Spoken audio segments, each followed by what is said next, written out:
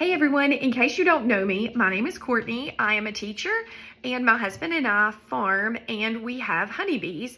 This spring will be our 5th year with bees and we've started selling bees over the last couple of years. Every year when we sell bees, we always have a few new beekeepers who have questions about how to get started. So I wanted to use some of these dreary winter days to create a series of videos for anyone who's interested in getting started in beekeeping.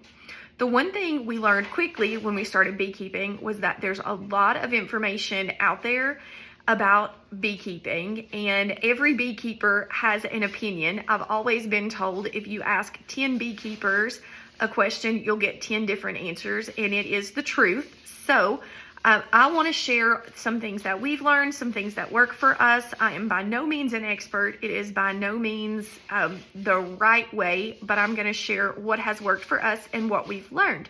So today is the first day of winter, and today is a great day to start thinking about where you would want to place a hive on your property. So you want to look around the first day of winter.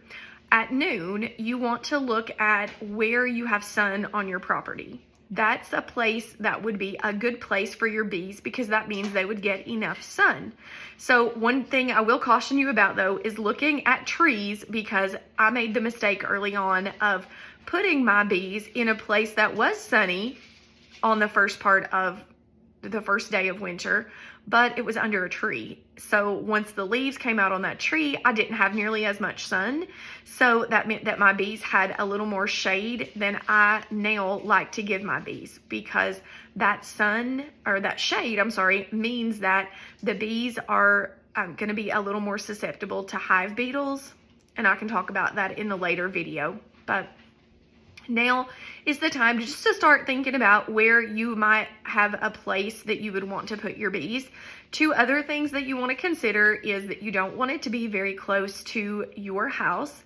There will be times when the bees would be totally fine to walk by every day as you go into your house. And then there are going to be some times when they don't have as much food and they aren't as nice, and you don't want to have to contend with that as you're just trying to go in and out of your house. The other thing you're going to want to think about is mowing around and near those hives. David mows here and he uses a bee suit when he mows because we have a lot of hives. We currently have 30 hives, so that's a lot to mow around.